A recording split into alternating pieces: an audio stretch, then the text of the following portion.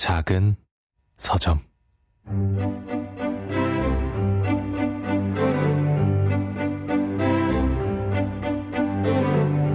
안녕하세요. 작은 서점에서 장강명의 인생책 코너를 맡고 있는 소설가 장강명입니다. 많은 사람들이 즐겨 먹는 식품을 보면 궁금증이 몇 가지 떠오르죠. 포장이며 상품 이름이며 어쩜 이렇게 한눈에 쏙 들어오게 만들었지? 잘 팔리는 방법은 뭘까? 오늘은 이런 질문에 대한 답을 갖고 계신 분입니다. 우리에게 너무나 친숙한 즉석밥이나 만두 등 수많은 상품을 기획하고 널리 퍼지게 한 분이세요. 식품 마케팅 전문가이자 팔리는 기획, 살아남는 브랜드의 저자 이주은 작가님을 모시겠습니다.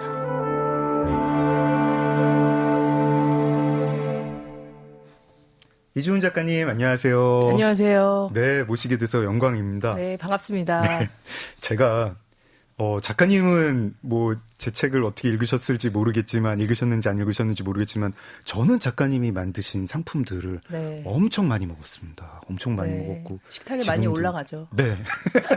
열심히 먹고 있고, 어제도 먹고. 네, 감사합니다. 어떤 걸 만드셨는지는 청취자분들께 잠시 뒤에 소개를 해드리겠고요. 근데 이제 과거 인터뷰를 찾아보니까 작가님 주로 이렇게 독서 프로그램보다는 경제 방송 많이 나오셨더라고요. 네, 맞습니다. 네, 네. 독서 프로그램 나온 소감 어떠세요? 제가 왠지 마음이 좀 따뜻해지고 뭔가 이렇게 작가로 인정받는 느낌이 들어서 사실 좋고요. 이 경제 경영은 좀 치열하고 날이 좀 서 있고요. 치열합니다. 그리고 네. 뭔가 어떤 그 내용에 대해서 좀 뭐 자세히 듣고 싶어하고 좀 어떤 지식을 굉장히 나누고 싶어 하는 것 같고요. 네. 오늘은 좀 더 인간적이고 편안한 대화? 네, 네. 그런 것들을 좀 해서 기대도 되고 또 인생책이라는 주제를 얘기한다고 하니까 좀 설레기도 하고 네, 네. 그렇습니다. 네. 한번 저도 되게 이제 작가님 인생책 어떤 것들인지 네. 많이 궁금했는데 네. 잘 이야기 나눠보겠습니다. 네. 이번에 내신 신간 팔리는 기획, 살아남는 브랜드 되게 잘 읽었고요. 거기 나오는 작가님 소개, 책날개 소개를 그냥 청취자분들께 읽어드려도 되겠죠? 네네, 좋습니다. 네, 그렇게 읽겠습니다.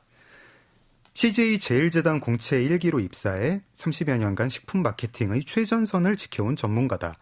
글로벌 브랜드 비비고 브랜드 그룹장 상무로 재직하며 K푸드의 해외 진출을 이끌었다. 혁신적인 상품 기획과 브랜딩 전략으로 수많은 히트 상품의 탄생을 주도했으며 현재 JN 컴퍼니 대표로서 대기업부터 스타트업까지의 경험을 토대로 다양한 기업의 전략 및 브랜드 컨설팅을 진행하고 있다. 상품 기획과 브랜드 마케팅 전략에 대한 강연과 집필을 이어가고 있으며 저서로는 마케터로 사는 법이 있다. 그러니까 마케터로 사는 법이 첫 번째 책이고 이번에 팔리는 기획 살아남는 브랜드가 두 번째 책인 거죠? 네, 맞습니다. 네. 마케터로 사는 법은 아무래도 좀 이제 타겟 독자가 마케터나 마케터 그쵸. 꿈꾸시는 네네. 분들일 것 같은데 이번 책은 좀 기획은 이제 모든 사람이 해야 되는 거잖아요. 그렇죠. 네, 네. 약간 약간, 개인 브랜드도 그렇죠. 필요하다고 퍼스널 하고. 브랜딩의 시대이기도 하고. 네. 네. 책 쓰게 된 과정 좀 여쭤볼까요? 세상이 굉장히 좀 다이나믹하고 개인도 좀 브랜드가 돼야 되는 시대로 바뀐 것 같아요. 네. 그래서 1인 기업도 많고 또 조직도 좀 가벼워지고 이런 시대에 이렇게 어떤 기획자의 감각을 갖고 있으면 이게 되게 세상의 무기가 되겠다. 네. 앞으로 굉장히 뭐 AI도 있고 많은 변화가 올 때 내가 어떤 이런 무기를 가지면 얼마나 좋을까 이런 생각을 했고요. 저는 좀 운 좋게 좀 마케팅을 오래 하다 보니까 이런 감각을 좀 키울 수 있었던 것 같고 무엇보다 이렇게 먹고 마시는 상품이잖아요. 제가 네. 오랫동안 해왔던 제품들이 항상 밥상에 올라오는 상품이고 근데 이거 어떻게 만들었지? 이런 거 사람들이 저는 궁금해할 거라 생각했어요. 그리고 에피소드도 되게 많고 네. 이런 거를 좀 풀어놓고 또 기획을 이렇게 사람들한테 좀 전달해 드리고 또 흥미가 생긴다면 도움되지 않을까? 재밌지 않을까? 이렇게 좀 출발하게 됐습니다. 재밌더라고요. 그 에피소드들 재밌고 제가 늘 이렇게 집에서 네. 어디 이렇게 온라인 쇼핑이나 이렇게 마트에서 사가지고 냉동실 그죠. 쟁여가지고 네네. 먹을 때 늘 한 2, 3초 정도 생각했던 것 같아요. 이거 어떻게 만들었지? 생각을 했었는데 네. 배경도 좀 알게 돼서 네. 즐거웠습니다. 책은 이렇게 제안을 하신 거예요? 아니면 출판사에서 한번 이런 거 써보자고 제안을 받으신 건가요? 저는 제가 계속 한 1년 정도 고민을 하면서 되게 재밌게 써야겠다 이렇게 막 하고 투고를 했습니다. 그런 건가요? 네. 그러니까 많은 분들이 연락을 받았을 거라고 생각하는데 네. 저는 의외로 새로운 도전을 좀 많이 하는 편이라 그냥 무작정 투고를 몇 군데 했는데 네. 한 2군데 정도에서 연락이 왔어요. 그래서 이제 고심을 하다가 조금 젊은 편집자님 그리고 뭔가 모르게 이 책에 대해서 좀 더 고민하실 것 같아서 한번 제가 선택을 했고 네. 또 총 한 10개월 정도 걸렸습니다. 쓰고 뭐 고치고 이런 과정이 좀 걸렸죠. 이 편집부에서는 네. 좀 이렇게 약간 방향 같은 거는 네. 이제 기획, 네, 브랜드 네, 이렇게 네. 좀 가자 이런 게 조금 더 이렇게 뾰족하고 날카롭기를 원하셨고 제가 만들었던 초고는 좀 이렇게 뭉뚝하고 좀 철학적이고 좀 범위가 넓죠. 그런데 기획하시는 분은 좀 이렇게 조각하듯이 다듬어서 좀 정확한 타겟에 갈 수 있도록 많이 만드시려고 했던 것 같아요. 작가님 원래 상품 기획하시는 분인데 출판 기획자랑 좀 얘기를 하시게 된 거네요. 갑론을박이 많았습니다. 옆에서 보시니까 출판 기획은 어떻습니까? 출판 마케팅, 출판 기획. 이게 출판 시장 되게 어렵더라고요. 이게 저기 네. 몸 담으셨던 시장보다 네. 많이 어려워요. 그래서 저 사실 좀 시장을 보는 거에 관심이 많아가지고 네. 책을 쓸 때도 요즘 어떤 게 베스트셀러인지 가서 좀 다 보고 후기도 보고 내 책에 차별화하는 뭔가 똑같이 제 일하듯이 이렇게 좀 접근하거든요. 네. 근데 이제 출판 시장은 보니까 너무 이 팬덤 시장인 것 같고 베스트셀러 작가가 좀 되게 딱 중심적으로 돼 있어서 또 제가 들어간 경제 경영은 그 원서나 네. 고전적인 베셀이 굉장히 많아요. 그렇죠. 그러니까 이제 새로 들어가서 이걸 뚫기가 경쟁이 굉장히 치열한, 어려운, 오히려 힘든? 근데 그런 게 좀 다르더라고요. 하긴 뭐 음식 특히 이제 뭐 간편식 네네네. 시장 같으면은 네. 뭐 팬덤이 있지는 않겠네요. 다르죠. 뭐 예. 네. 시사 대기업이 난 너무 그쵸. 좋아가지고 그 그렇지 기업 않죠. 제품만 먹는다 네. 뭐 이러지는 네. 않고 네. 피사, 시사, 오사 막 그쵸. 돌아다니면서 먹고. 그리고 또 하나 어려운 거는 도서정가제가 있잖아요. 아, 그쵸. 가격의 어떤 민감도나 프로모션 전략을 쓰기가 어렵다. 아. 근데 이거- 이제 먹는 거는 네. 2+1 뭐 아시다시피 그렇죠. 1+1 뭔가 이 다이나믹이 있고 아. 그다음에 진열도 오프라인이 뭐 이렇게 할인점 치면 뭐 엔드냐 뭐 이렇게 진열 면적이 많은데 아. 뭐 오프라인 서점은 우리나라에 몇 개 없고 거기 진열 자체도 굉장히 정해져 있고 그렇네요. 매대 싸움을 하기 어렵더라. 아. 여름이니까 이 책 더 싸게 팔겠다. 그 성수기 비수기가 없더라. 아. 여러 가지를 저는 많이 느끼고 있습니다. 그렇죠. 네. 마트만 가도 여름에만 막 비빔면 막 여러 종류 나오고 막 툭불 그렇죠. 원. 4월에서 8월 15일까지. 아, 책은 그런 거 할 수 없고. 책은 뭐 가을에 좀 잘 팔린다고는 하시던데 꼭 그렇지는 않은 것 같은. 안 팔리는. 가을이 제일 안 그래서- 팔리는데요. 그래서 이건 성수기도 없고 가격도 정해져 있고 매대 진열도 제한적이고 베세 작가님들만 이렇게 딱 지키고 있으니 이 뚫는 거 한번 도전해보자.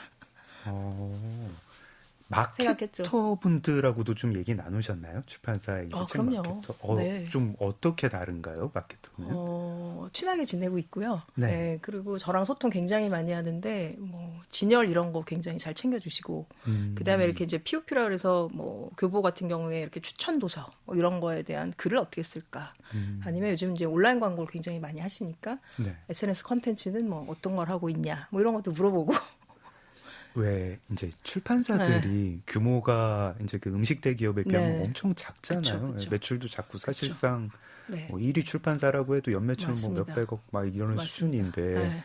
그래서 사실은 뭐 마케팅 자원도 부족하고 그쵸. 기획도 진짜 머리로만 해야 되고 뭐 조금 뭐 이렇게 느끼는 그런 게 있으셨나요? 약간 그래도 이런 거는 조금 해볼 만한데라든가 아니면 이게 진짜 어렵겠다라든가. 그 경쟁이 좀 어렵고 그리고 요즘에 이제 많이들 얘기하는 게 독자보다 저자가 많다. 많은 저자들이 글을 다 쓰는데 독자는 없다. 이런 얘기 많이 저 듣고 있거든요. 네. 실제로 그런 것 같고 그런 누구나 것 같아요. 글쓰기를 막 하려고 하고 그러니 네. 경쟁은 더 치열하다. 그래서 뭐 워낙 또 쉽지는 않은데 그래도 방법이 있지 않을까요? 네. 방법 좀 생각나시면 이렇게 오늘 내일 네. 조금 이렇게 간간히 좀 들려주십시오. 저한테만 먼저 들려주셔도. 그래서 저는 괜찮습니다. 작가의 활동이 중요하다고 생각을 해요. 아. 작가님들이 뭐 저도 이제 SNS나 뭐 여러 가지 글도 쓰고 있지만 네. 책이 나간 게 중요한 게 아니라 출간 이수가 저는 굉장히 중요하다고 생각을 하고 뭐 오늘 이렇게 불러주신 기회도 너무 감사드리고 이런 기회를 좀 더 적극적으로 해야 되지 않나? 결국 독자 입장에서도 노출이 돼야 어떤 분이 계신지도 알고 얘기도 좀 들어야 선택받지 않을까. 출판계야말로 진짜 개인 브랜드가 중요한 훨씬 더. 업계군요. 네, 그래서 우리 작가님처럼 이렇게 전직하셔가지고 다작으로 살아남으신 노하우도 좀 배우고 가려고 왔습니다. 통장 잔고를 보면은 이렇게 막 기운이 샘솟습니다. 네, 작은 서점 장강명의 인생책 이주은 작가님과 함께하고 있습니다. 저희 프로그램의 게스트에게 인생책을 먼저 3권 혹은 4권 골라달라고 요청을 드리고 그중 한 권을 제가 읽고 2부에서 집중적으로 이야기를 나누는데요. 저희가 요청을 드렸더니 김주한 작가님의 회복 탄력성, 그리고 스콧 애덤스의 더 시스템, 우노 다카시의 장사의 신을 골라주셨어요. 저희는 장사의 신으로 네. 2부에서 좀 집중적으로 이야기를 나눠보기로 하겠습니다.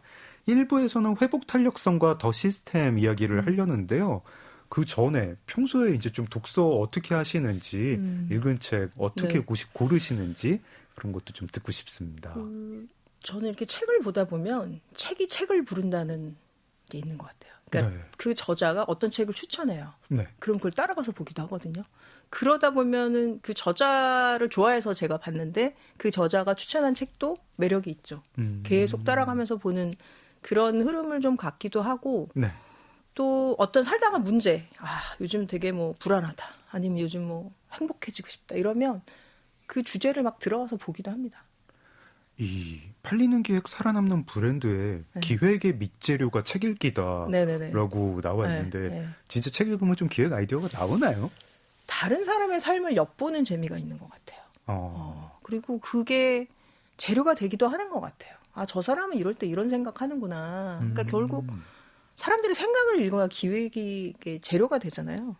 그러려다 보니 세상 돌아가는 것도 좀 보고 네. 저 사람은 이거 어떻게 극복했지? 뭐 이런 것도 좀 통찰이 되기도 하고. 그럼 꼭 경제 경영서 위주로만 읽진 저는 않으시나요? 좀 자기 개발한 경제 경영을 많이 보긴 하는데 네. 조금 넓혀가려고 노력을 좀 하는 것 같아요. 작가님, 제가 궁금한 네. 게요. 이제 실제로 소비재 시장에서 되게 치열하게 싸우셔야 되잖아요. 네. 근데 제가 늘 이런 경제 경영 또 네. 이제 뭐 산업 이런 네. 분야에 계시는 분들한테 약간 책들 보면은 저도 좀 그런 거 느끼는데 좀 책상 물림이 쓴 것 같고 또 현실이랑 좀 안 맞는 얘기 이렇게 선비마냥 하는 분들 많고 그리고 실제로 경제 경영을 하시는 분들은 네.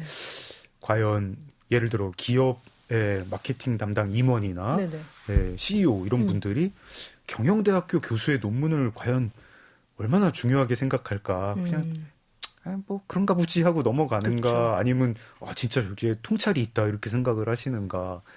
어떤가요? 그거는 저는 약간 자기 상황에 맞춰서인 것 같아요. 네. 그러니까 되게 학문적으로 좀 깊게 파고 싶을 때는 네. 그렇게 들어가서 막 파보기도 하고 네.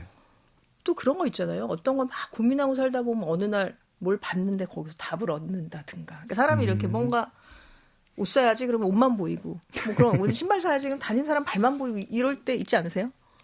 있습니다. 그러니까 자기가 몰입된 상태에서 뭔가를 할 때 누군가 자기 탁 와서 이거네? 뭐 이런 경우도 있고 아니면 어떤 주제를 가지고 막 들어가기도 하고 그래서 저는 뭐 아주 많은 책을 본 사람은 아니지만 의외로 또 다른 분야의 책을 보다가 힌트를 얻기도 하는 것 같아요. 네. 알겠습니다. 회복 탄력성 이야기 해볼게요. 네네. 어떤 책인지 소개 좀 부탁드립니다. 인생책으로 꼽아주신 이유도 같이 부탁드립니다. 제목 자체가 이제 탄력성 그리고 회복 뭐 이런 것이 있어서 되게 좀 흥미로웠는데 제가 이제 회사 다닐 때 부장쯤 됐더니 그 레질리언스라 그래서 이제 복원력에 대한 교육이 있었어요. 네. 이걸 왜 시켜주나 도대체 그랬더니 스트레스 이제부터 만땅일 때니 극복하는 방법을 좀 교육을 좀 받아라. 뭐 임원 되려면. 네네. 그때는 뭔지를 잘 모르고 열심히 이제 또 공부를 했죠. 근데 되게 감사했던 거는 어떻게 극복해야 되냐라는 거에 대해서 되게 고민을 했던 것 같아요. 그때부터.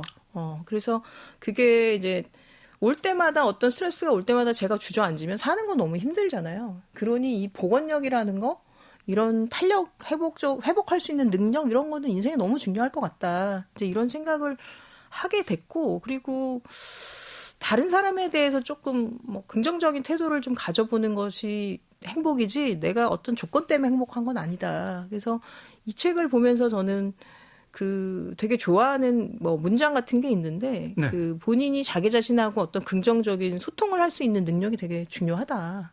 그래서 내면 소통 뭐 이런 얘기도 많이 하는데 네. 회복 탄력성이라는 걸 보면서 그런 것들 좀 배웠던 것 같고 그 성공에 대한 갈망 이런 거보다 실패에 대해서 좀 두려움이 없는 거 이것도 굉장히 중요하다. 그래서 좀 많이 부딪혀 보는 거죠. 이렇게 저렇게 좀 이렇게 뭐 한 대 맞아도 일어나 보고 이렇게 몇 대 맞아도 일어나 보고 뭐 그래서 저도 그냥 이런저런 시도를 좀 많이 해보는 것 같아요. 네. 이 회복 탄력성 책은 그때 그 CJ의 부장 교육에서 소개를 받은 책인가요? 소개를 받은 건 아니고요. 제가 이제 그 임원을 하고 나서 이제 퇴직을 하니까 약간 방황의 시간이 좀 있었어요. 뭐 누구나 그렇겠지만 굉장히 임원으로서 화려했지만 또 끝이 있으니까 뭐 직장인은 뭐 잘 아실 것 같고. 그래서 저는 임원을 다뤄본 적이 없어가지고요. 근데 직업인이셨으니까. 네. 네, 뭐 그 글을 쓰시기 전에 다른 일을 하신 걸 제가 알기 때문에 네. 그런 상황이었는데 좀 결국은 되게 평범할 수 있다는 걸 깨달았어요. 그걸 깨달으면서 쉬는 동안에 이제 여행을 했는데 그 여행을 하면서 책 한 권 읽자. 그런데 비행기에 이제 책을 한 권 들고 탔는데 이제 그 책이 이 책이었어요. 근데 이 저자의 교수님이 그 본인의 어떤 고통, 그러니까 부모님이 좀 이렇게 짧은 기간에 돌아가셨는데 그거를 이제 프롤로그에 좀 쓰시고 그리고 극복하기 위해서 노력한 거에 대해서 이제 썼는데 그게 눈에 좀 되게 좀 잘 들어오더라고요. 네. 그래서 제가 이제 회사를 나왔다고 내 존재가 사라지는 건 아닌데 회사랑 나를 너무 동일시했구나. 그게 나의 전부는 아닌데 이제 이런 생각을 좀 해서 회복 탄력성이라는 걸 갖고 있으면 어떤 어려움에서도 다시 우리가 좀 일어설 수 있지 않을까. 이래서 좀 관심을 갖고 또 결국 그거를 내가 어떻게 바라볼 거냐. 어떤 고통이라는 거를 내가 바라보는 눈에 따라서 다를 수 있기 때문에 그런 게 되게 좀 좋았고 그런 말이 있어요. 책에 이렇게 역경을 극복했기 때문에 역경을 긍정적으로 보는 게 아니라 역경을 긍정적으로 봤기 때문에 극복했다. 뭐 이제 이런 말이 있는데 살다 보면 어려운 일이 많은데 이런 것들을 좀 내가 무기로 장착할 수 있다면 어떤 일이 와도 좀 극복할 수 있지 않을까?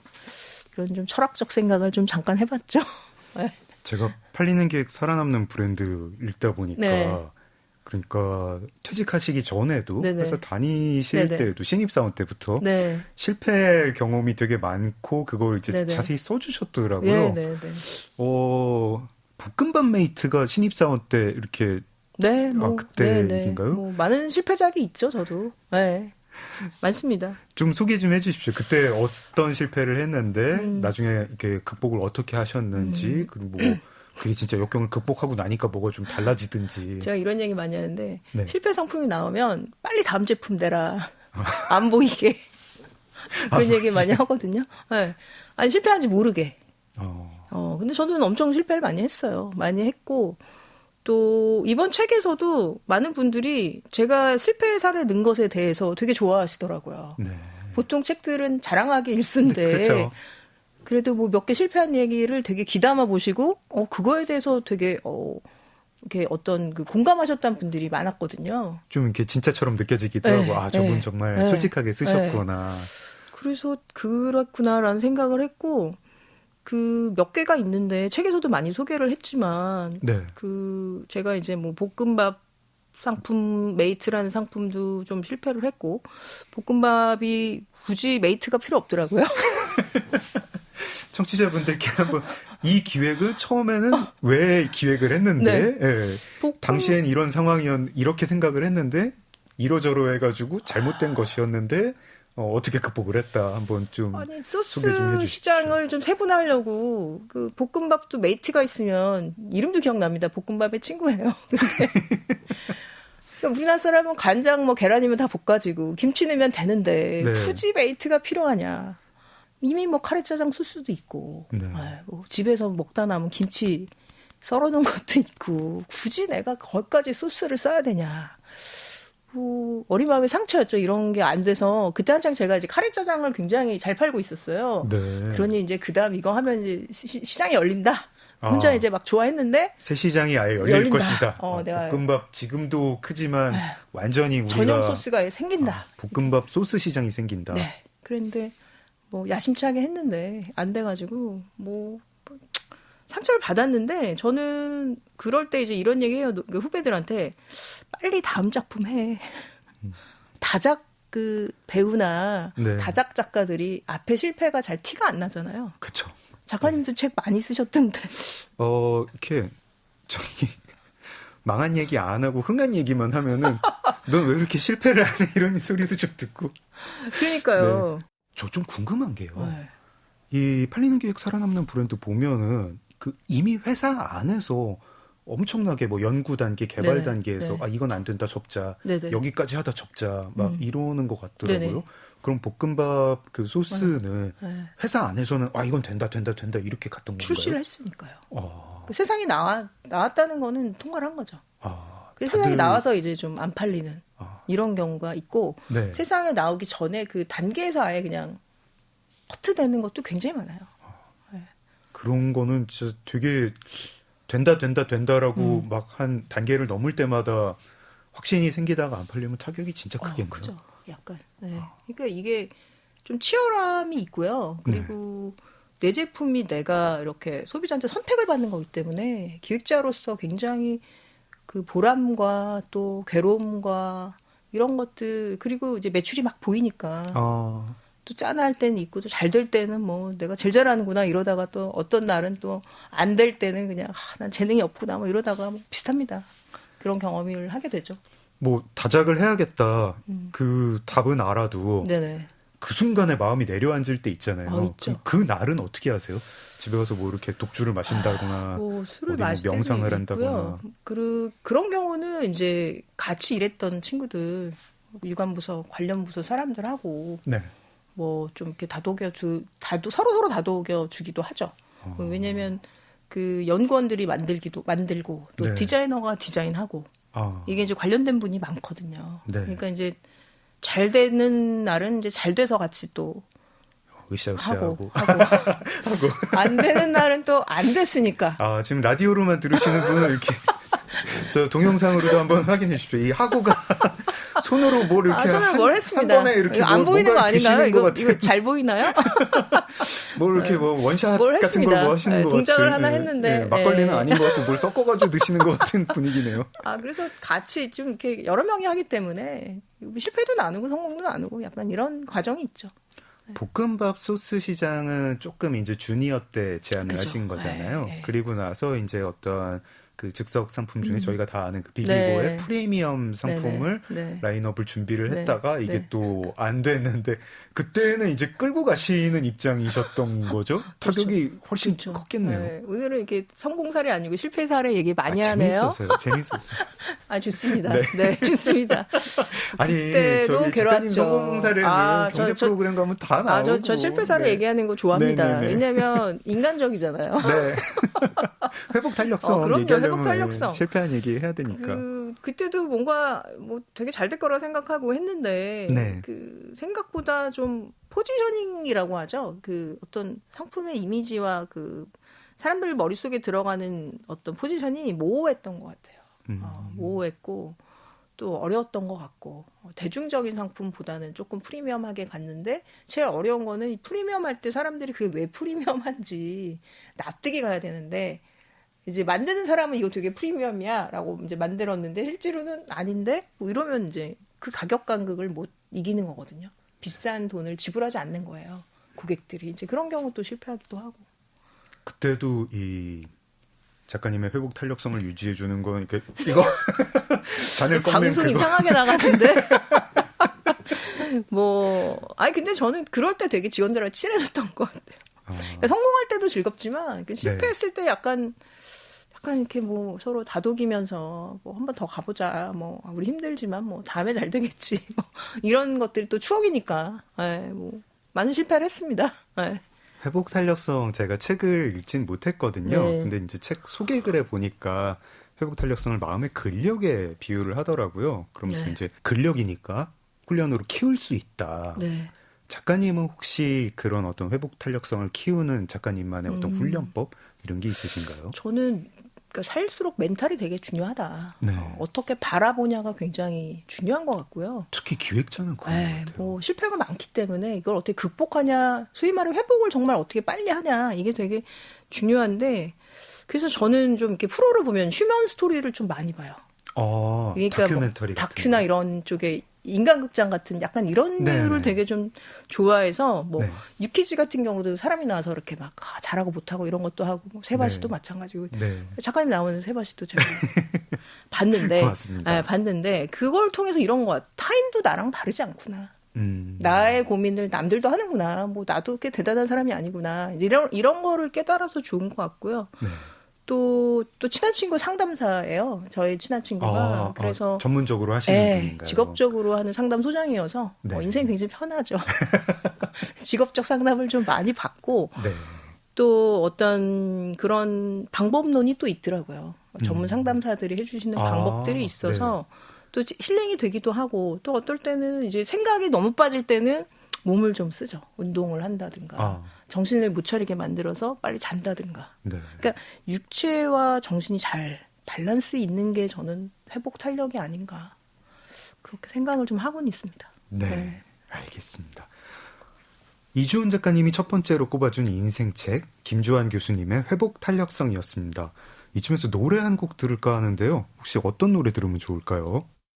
조금 오래된 곡이긴 하지만 네. 제가 이제 위트니 휴스턴 노래를 좀 좋아했고 네. 또 예전에 노래방에서도 좀 부르고 그랬던 곡이어서 좀 가사도 되게 좋고 그래서 Greatest Love of All 부탁드렸습니다.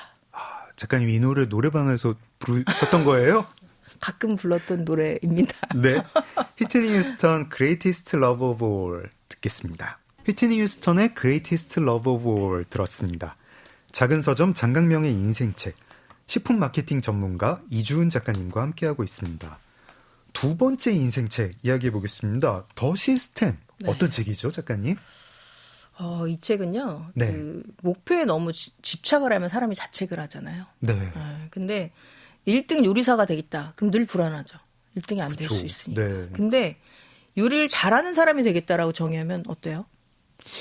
그거는 이제 뭐 셰프 경연대회 나가는 거하고는 좀 느낌 다르죠. 좀 해볼만 하잖아요. 네. 그래서 이 책에서 얘기하는 거는 요리를 잘한 사람이 되겠다고 정의하고 루틴을 만들면 확률이 높다. 그러니까 꼭 1등 하겠다고 하면서 괴로워하지 말고 시스템적으로 내게 할 수 있도록 사고해라. 근데 저는 이게 되게 좋았고 뭐 내가 연봉 얼마를 받겠어 이런 거보다는 좀 더 크게 사회에 내가 기여할래. 의미 있는 삶을 살래. 그러면 일을 굉장히 오래 할 수 있는 거죠.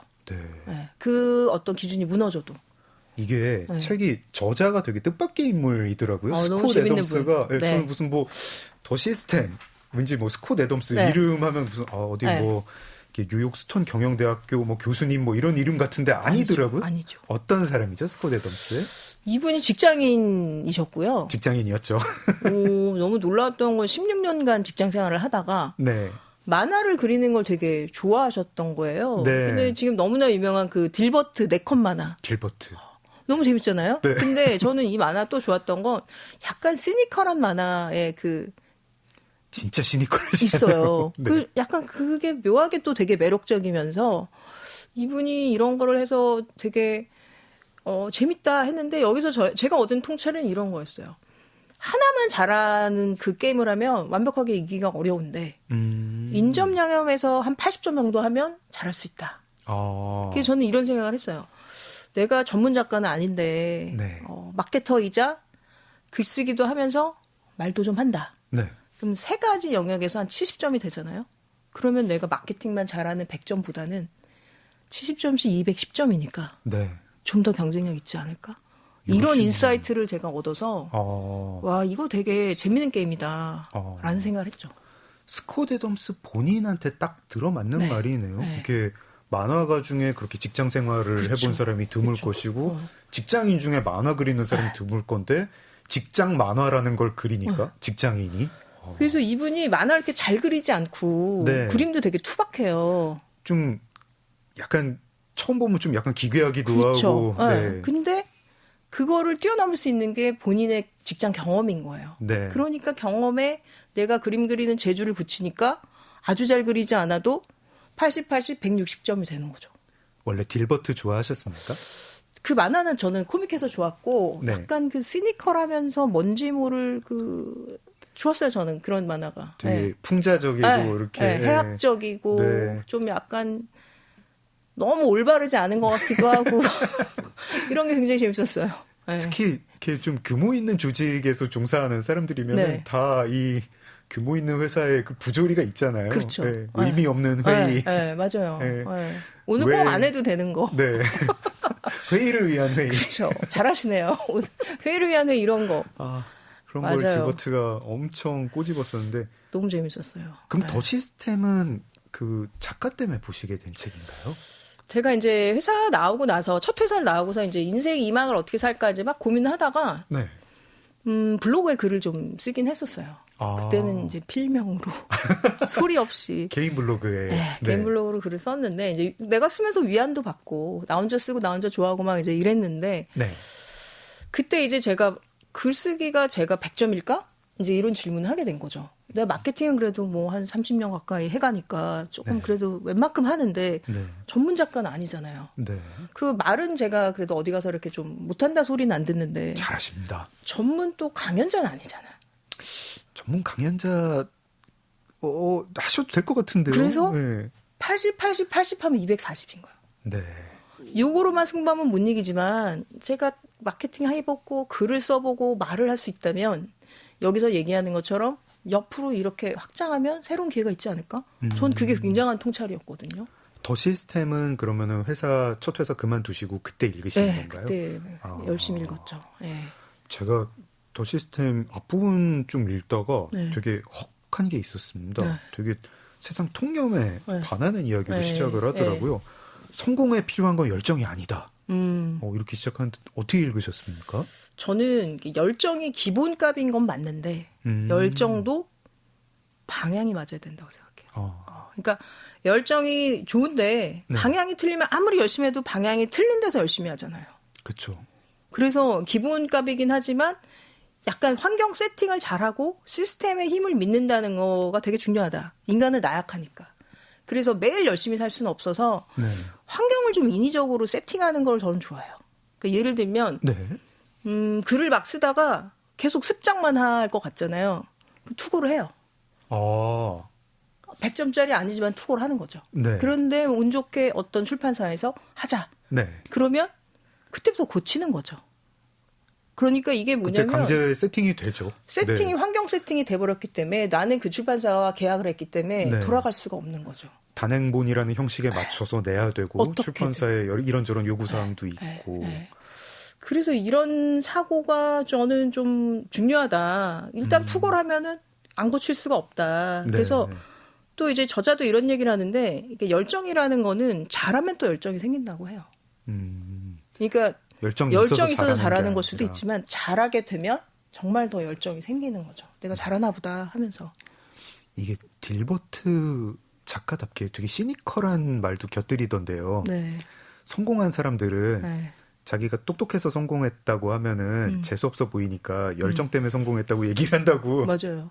그렇게 생각하세요? 맞아요. 네. 그게 가장 좀 욕을 안 먹는 대답일 수도 있잖아요. 그쵸. 그렇죠. 네.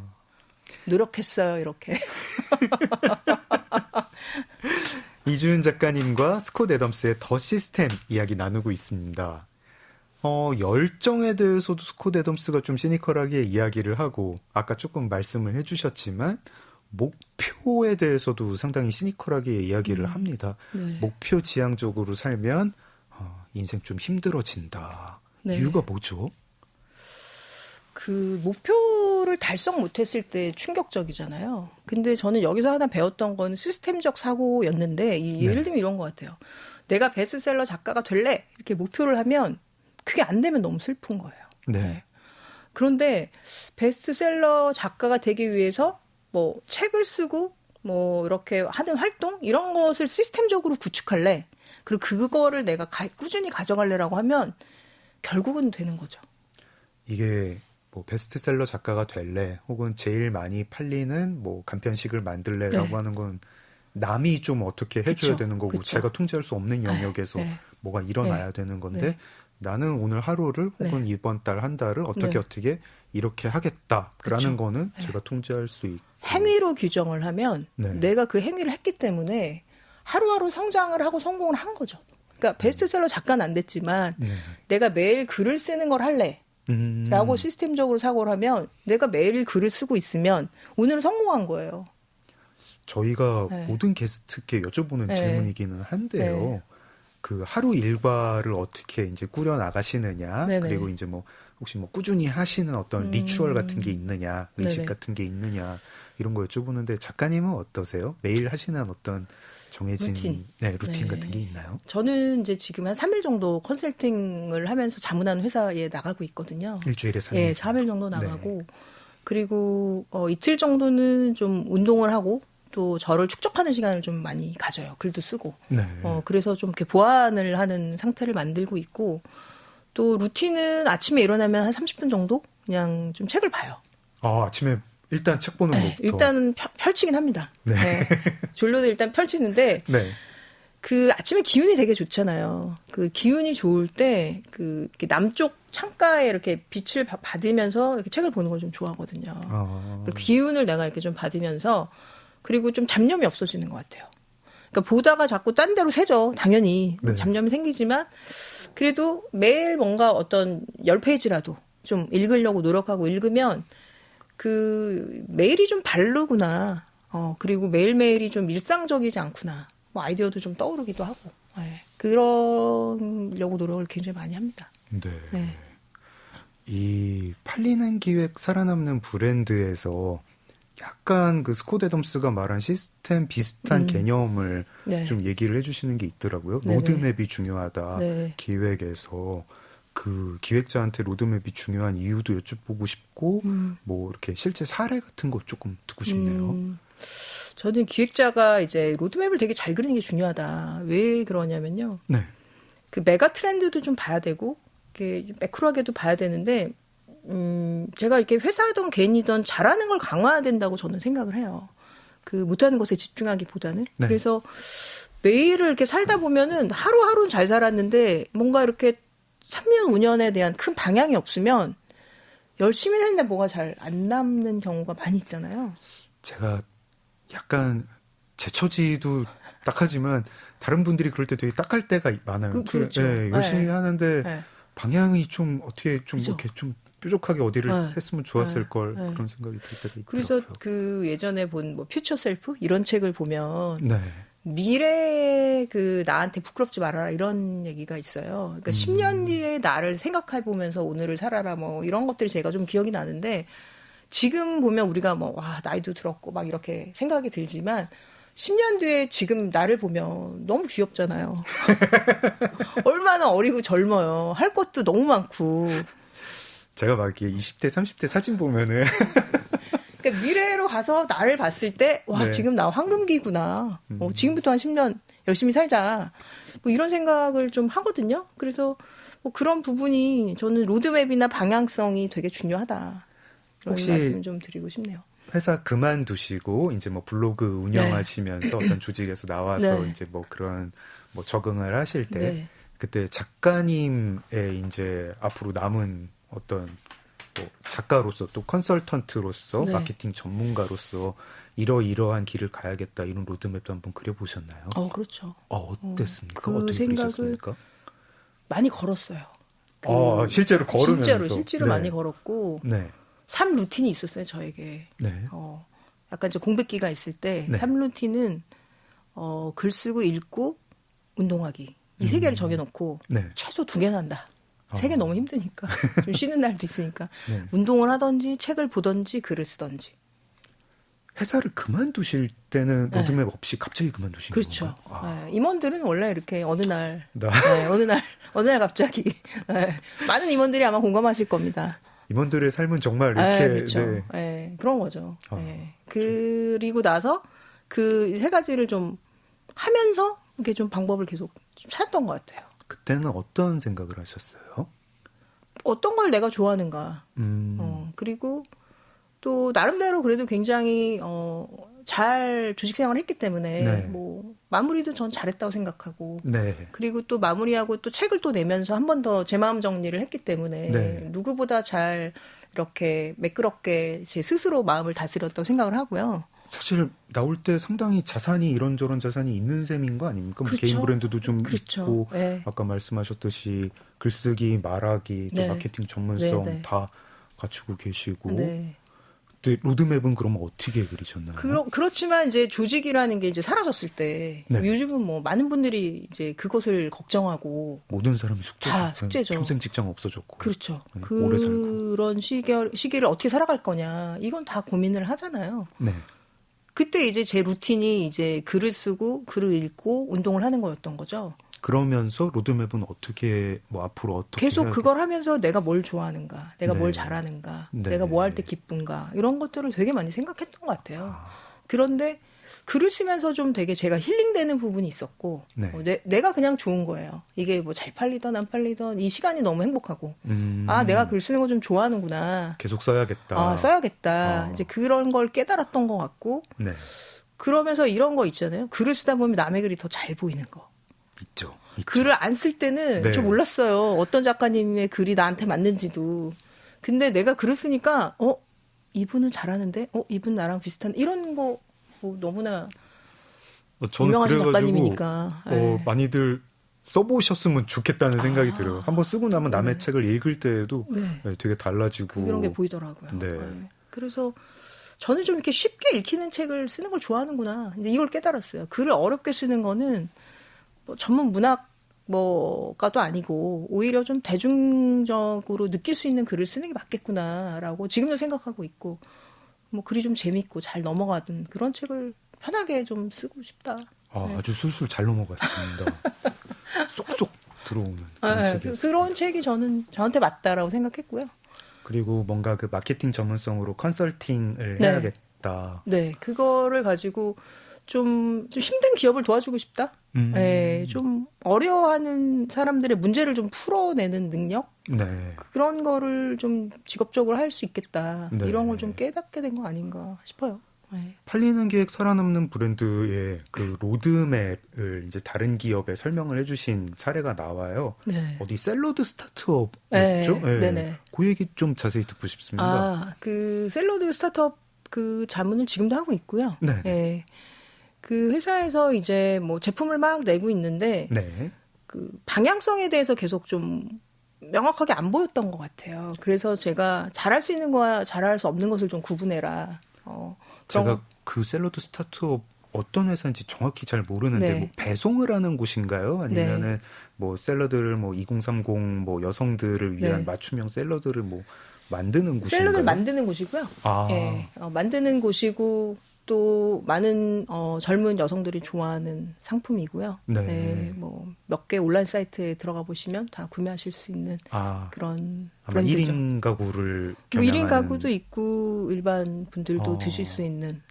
그 회사 고민은 뭐였는데 작가님이 조언해 주신 거는 여러 가지 가봤더니 되게 많은 것을 하고 싶어 하셨어요. 근데 저는 정말 잘할 수 있는 걸로 승부를 보자. 네. 좀 마구 이렇게 확장하려는 거를 제가 좀 제어를 하고 네. 선택과 집중을 해서 잘할 수 있는 거를 좀 강하게 잘하자 이런 제안을 좀 드렸고 네. 샐러드는 왜 항상 차갑게만 먹어야 되느냐. 그죠? 그래서 이제 이번에 또 따뜻한 샐러드라는 개념으로 같이 또 출시도 하고 네. 신상품을 기획도 좀 해드리고 네. 또 그 직원들 코칭도 해드리고 그러면서 마케팅도 해주면서 약간 좀 매출도 굉장히 커지고 또 굉장히 좋은 비즈니스 성과를 내고 있거든요. 그 회사에서 하려고 했던 게 네. 뭐 예를 들어가지고 네. 어떤 건데 네. 작가님이 선택과 집중을 하면서 요거는 좀 빼자 뭐 이러저러한 이유로 빼자 했던 건 또 어떤 걸까요? 그 잘하는 게 뭔지를 정의하는 게 저는 되게 중요한데요. 네. 그러니까 예를 들면 냉장 유통이면 다른 걸 막 하고 싶거든요. 어떤 뭐 샐러드를 팔다가 뭐 냉장 주스를 팔 수도 있을 거고 또 어차피 뭐 냉장 유통 같은 베이커리 하는 할 수도 거니까. 있는 거고 네. 그 사업을 키울 때 막 여러 가지로 다학도로 막 늘려서 키울 수가 있잖아요. 네. 그런데 잘한 걸 확실하게 하자.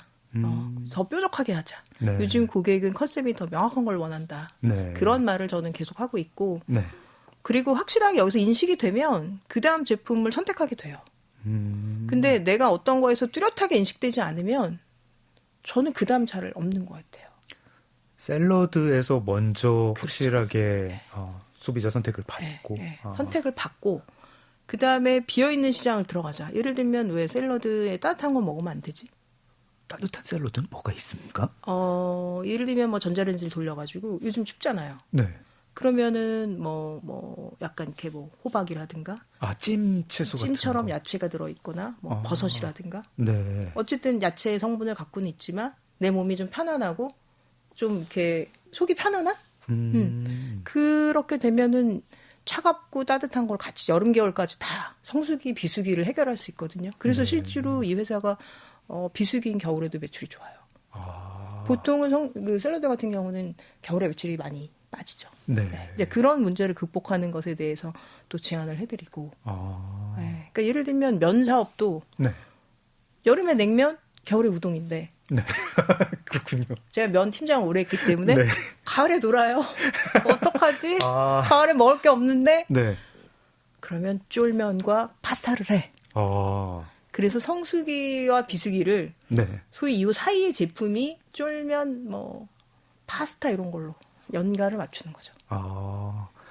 그 샐러드 스타트업 분들한테 로드맵을 그려주신 거네요. 일단 샐러드에서 뭔가 일가를 이루고, 그렇죠. 네, 그리고 비어있는 시장 들어가고, 그렇죠. 그 다음에 옆으로 퍼진다. 그렇죠. 네, 그 다음에 그러니까 하나를 확실하게 잘하고, 이 계절성도 극복하고, 네. 그 다음에 이제 좀 인접 영역으로 들어가서 조금 더 라이트하고 건강한 샐러드 외의 상품도 만들어내는 이런 이제 그림을 그려드리고 같이 기획도 하고 이런 컨설팅을 하는 거죠.